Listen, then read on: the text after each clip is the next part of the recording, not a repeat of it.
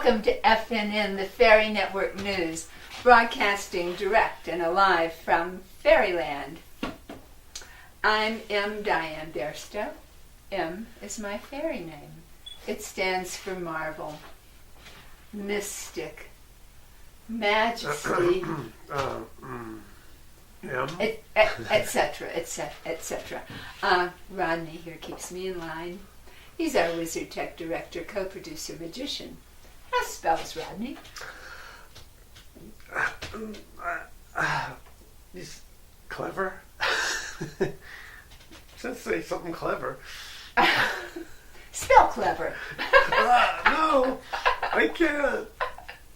And now for the news. All of FairyLand has been in a flutter since last week when the story broke of the flooding in Everland surrounding Gandalf's castle.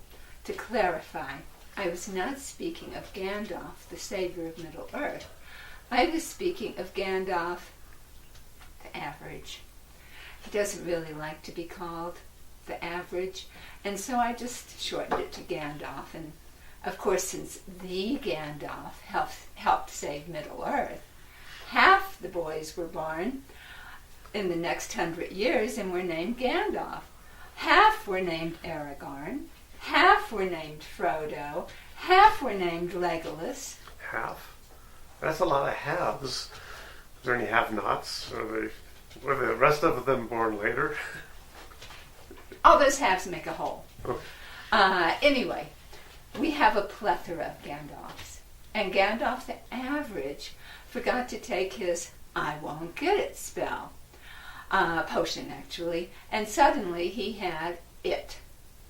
And was so sick that all his spells went haywire, adding to the chaos. So Gandalf the average is now well and is very, very, very, very, very sorry, as his castle also experienced extensive damage.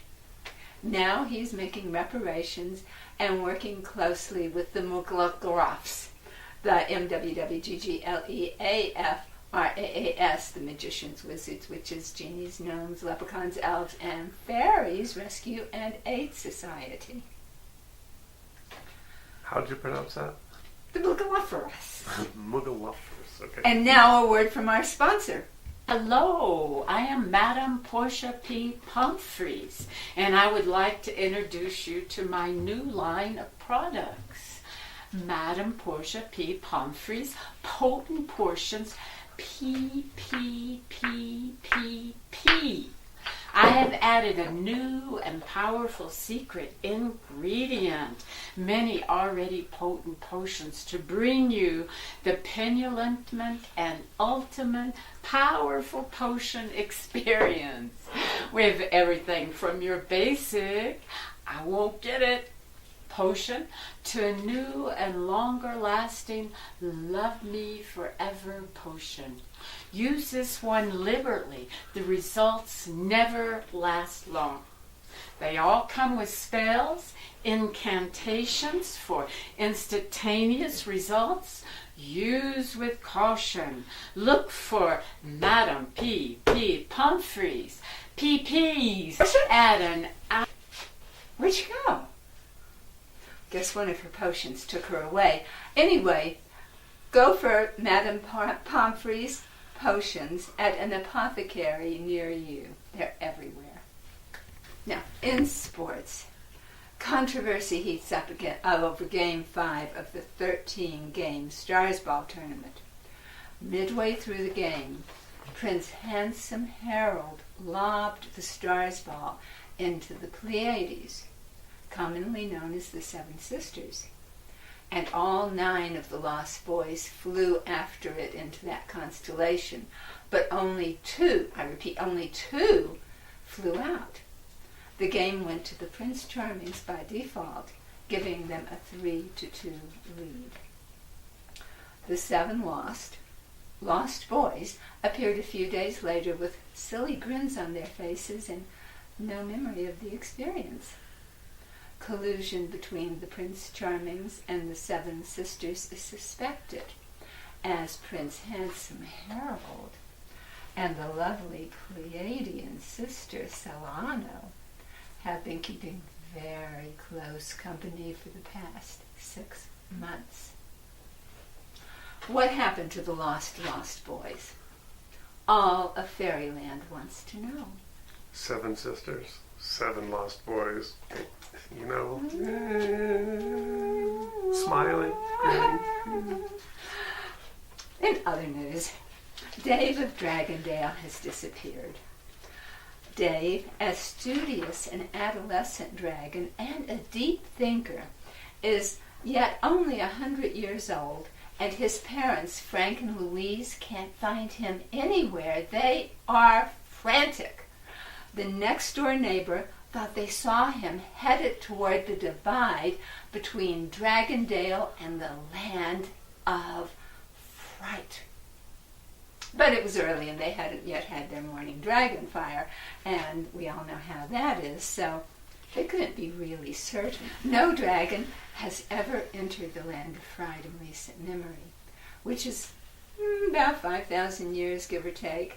But there is talk of organizing a search party if Dave isn't found soon. And now a representative from the HFA, the Human Fairy Alliance. Thank you. My name is Chris, and I have been pressed into service by the fairies. You know how the fairies are. They show up on your doorstep and they start making demands. There's always a crowd. And the other thing you need to remember about fairies is that you either love them or you can't see them. Now they've asked me to come here and be a balance, and so I'm going to present some science. I don't think I'm the right guy for this, but I know a few things. So, we're going to be dealing with 0 and 1, because this is the generation of binary communication and calculation. I will show you some Boolean tricks if this thing goes ahead and progresses. So, here we are, and I am short on graphs and media products, PowerPoints. It's hard to compete with the fairies anyway, from what I've seen. So, 0 and 1. We'll lay down some rules. There's c, which is the speed of light. We'll be referring to that quite often. There is pi, that's 3.14. We will be referring that in some form or other quite often.